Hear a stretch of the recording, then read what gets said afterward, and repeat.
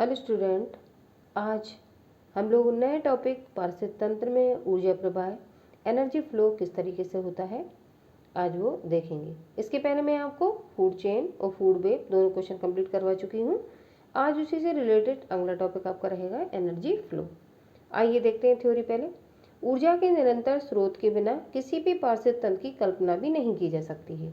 ऊर्जा मतलब सूर्य से प्राप्त होने वाली जो सोलर एनर्जी है। अगर वो इन्वायरमेंट में नहीं है तो पेड़ पौधे अपना भोजन नहीं बना पाएंगे, और जब पेड़ पौधे नहीं होंगे तो कोई भी जीव जंतु भी जीवित नहीं रहेगा। सूर्य का प्रकाश ही सभी जीवों के लिए ऊर्जा का मुख्य स्रोत है। इसको आप लोग अंडरलाइन दे सकते हैं क्योंकि ये फैक्ट बात है। उत्पादक सूर्य के प्रकाश की उपस्थिति में कार्बनिक पदार्थों का निर्माण करते हैं या भोजन का निर्माण करते हैं। इसी संचित कार्बनिक पदार्थ का उपयोग उपभोक्ताओं द्वारा किया जाता है। यह ऊर्जा ही इन्हें गतिमान बनाए रखती है या एनर्जी देती है। आगे, इस प्रकार भोजन ऊर्जा का स्रोत न होकर वास्तव में ऊर्जा प्रवाह का एक माध्यम है। हरे पेड़ पौधों को खाकर शाकाहारी जीव ऊर्जा की प्राप्ति करते हैं। वह शाकाहारी जीवों को मांसाहारी जीवों द्वारा खा लिया जाता है। इस प्रकार पारिस्थितिक तंत्र में एक पोषी स्तर से दूसरे पोषी स्तर में ऊर्जा का स्थानांतरण भोजन के रूप में होता है, जिसे ऊर्जा प्रवाह या एनर्जी फ्लो कहते हैं। कहने का मतलब हुआ कि एक पोषक स्तर से दूसरे पोषक स्तर के जीवों के माध्यम से आपकी ऊर्जा संचारित होती रहती है। इस प्रकार विभिन्न पोषक स्तरों के मध्य ऊर्जा का प्रवाह एक दिशीय होता है। एक दिशा में यह क्रम चलता रहता है। पारिस्थितिक तंत्र में ऊर्जा का प्रवाह ऊष्मागतिकी के प्रथम और द्वितीय नियम का पालन करता है। ये आप लोग को पता होना चाहिए कि पारिस्थितिक तंत्र में जो ऊर्जा का प्रवाह है वो ऊष्मागतिकी के प्रथम और द्वितीय नियम का पालन करेगा।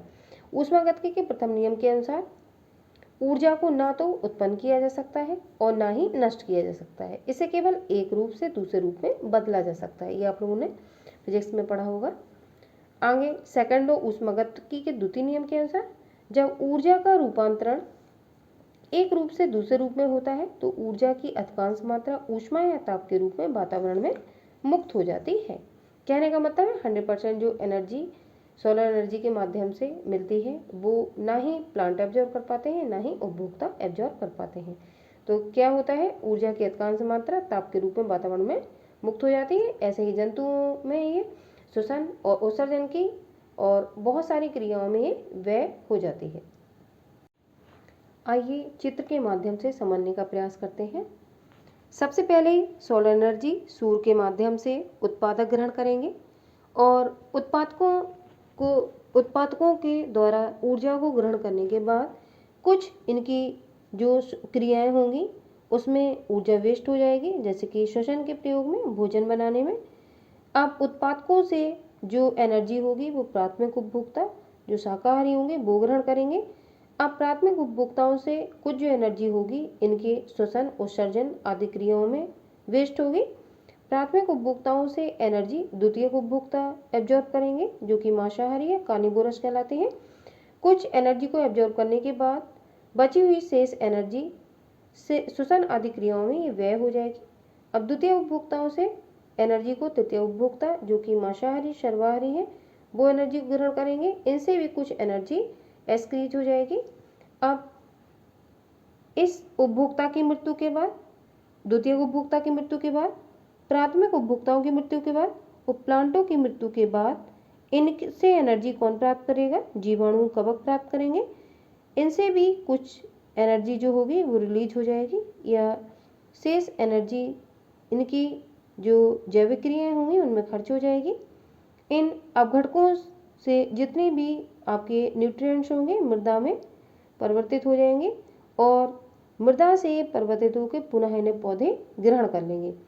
इस तरीके से एनर्जी का जो क्रम होता है वो साइक्लिक क्रम होता है और लगातार एनवायरनमेंट में चलता रहता है। एनर्जी फ्लो में एक वैज्ञानिक थे लिंडमैन। उन्होंने ऊर्जा का दशांश का नियम या 10% नियम दिया था।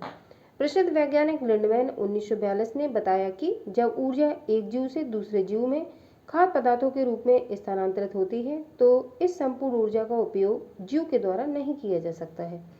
लिंडमैन के 10% नियम के अनुसार ऊर्जा के खाद्य पदार्थों के रूप में स्थानांतरण के प्रत्येक स्तर पर एक पोषी स्तर से दूसरे पोषी स्तर में केवल 10% ऊर्जा का ही प्रवाह होता है। शेष 90% ऊर्जा का श्वसन अपघटन के रूप में क्षय हो जाता है। कहने का मतलब ये हुआ कि यदि 100% एनर्जी या सोलर एनर्जी सूर्य से प्लांट प्राप्त करते हैं तो वो उसका 10% भाग ही एब्जॉर्ब करते हैं, बाकी के 90% जो भाग होता है वो उनकी जैविक क्रियाओं में खर्च हो जाता है।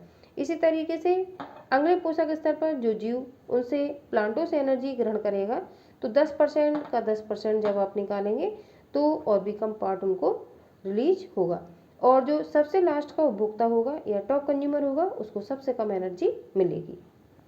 आइए चित्र के माध्यम से समझने का प्रयास करते हैं। आइए चित्र से समझने का प्रयास करते हैं।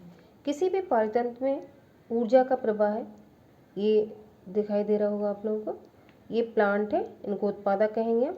यदि उत्पादकों को 100 जूल ऊर्जा प्राप्त हो रही है तो कुछ ऊर्जा ऊष्मा के रूप में विकृत हो जाएगी एनवायरनमेंट में, जो उनकी जैविक क्रियाएं होंगी उनमें। प्लांटों से जो प्राथमिक उपभोक्ता जैसे कि खरगोश है, ये एनर्जी को जब प्राप्त करेगा तो जो खरगोश रहेगा प्राथमिक उपभोक्ता, उसको 100 जूल का केवल 10% भाग ही प्राप्त होगा, बाकी ऊष्मा के रूप में ये भी विकृत हो जाएगा इसकी जैविक क्रियाओं में। फिर खरगोश से जब एनर्जी द्वितीयक उपभोक्ता प्राप्त करेगा तो उसको भी 10% के हिसाब से 1 जूल ऊर्जा मिलेगी। इसी क्रम में आपके द्वितीय उपभोक्ता से जब तृतीय उपभोक्ता एनर्जी को ग्रहण करेगा तो 1% या 1 जूल का 10% जब हम निकालेंगे तो 0.1 जूल ऊर्जा तृतीय उपभोक्ता को प्राप्त होगी। इस तरीके से जो सर्वोच्च उपभोक्ता होगा उसको सबसे कम एनर्जी प्राप्त होगी, और जो सबसे अधिक एनर्जी है वो आपके प्रोड्यूसर्स हैं उनको मिलेगी, क्योंकि डायरेक्ट वो एनर्जी सोलर एनर्जी से ग्रहण करेंगे। आइए किस तरीके से हम 10% का नियम लिंडमैन के अनुसार निकालते हैं देखते हैं। जब सोलर एनर्जी के माध्यम से उत्पादकों को 100 जूल ऊर्जा मिलती है तो 100 जूल का 10% जब हम निकालेंगे तो 100 से 100 क्रॉस हो जाएगा, कितना बचेगा ये 10 जूल या 10%। तो जो प्राथमिक उपभोक्ता आपका दिख रहा है ये, तो इसको इस तरीके से 10 जूल ऊर्जा ही प्राप्त हुई, बाकी की जो उसकी जैविक क्रिया होंगी जिसमें श्वसन है, उत्सर्जन है आदि क्रियाओं में ये ऊष्मा जो होगी वो उसकी विकृत हो जाएगी। अब जो प्राथमिक उपभोक्ताओं से जो आपके द्वितीय उपभोक्ता होंगे वो एनर्जी ग्रहण करेंगे, तो जब हम 10 जूल का 10% निकालेंगे बटे 100, 0 0 कैंसिल, 0 से 0 कैंसिल, और इस तरीके से आपका 1 जूल जो एनर्जी रहेगी वो आपके द्वितीयक उपभोक्ता को प्राप्त होगी। मैं यहाँ लिख देती हूँ, द्वितीयक उपभोक्ता और प्राथमिक उपभोक्ता को 10% मिली थी और प्रोड्यूसर को 100%।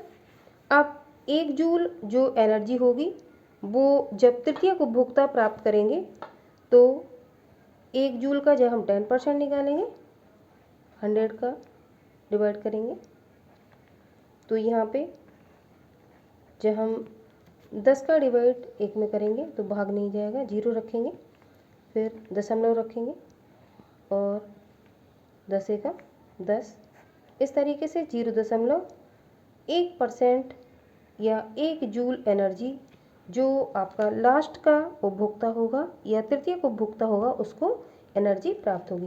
तो लिंडमैन ने जो वैज्ञानिक थे उन्होंने 10% नियम के अनुसार बताया था कि सबसे पहले जो उपभोक्ता होंगे उनको सबसे ज़्यादा एनर्जी मिलेगी और वो केवल 10% एनर्जी ही सोलर एनर्जी से ग्रहण करेंगे, और बाकी की जो बची हुई 90% ऊर्जा होगी वो वातावरण में ऊष्मा के रूप में विकृत हो जाएगी। इसी तरीके से अगला जो पोषक स्तर का जो जीव होगा प्राथमिक उपभोक्ता होगा वो 100 का जब 10% लेगा तो 10 जूल उसको मिलेगी, और बाकी की जो क्रियाएं होंगी और उसमें वो व्यय हो जाएगी। प्राथमिक उपभोक्ताओं से जो द्वितीय उपभोक्ता रहेगा उसको 1 जूल ऊर्जा, और द्वितीय उपभोक्ता से जब तृतीय उपभोक्ता एनर्जी ग्रहण करेगा तो 1 जूल का जब हम 10% निकालेंगे तो 0.1 जूल ऊर्जा सर्वोच्च उपभोक्ता जो होगा उसको प्राप्त होगी। इस तरीके से एनर्जी का जो क्रम रहेगा वो घटता हुआ क्रम रहेगा और सबसे लास्ट का जो उपभोक्ता होगा उसको सबसे कम एनर्जी प्राप्त होगी।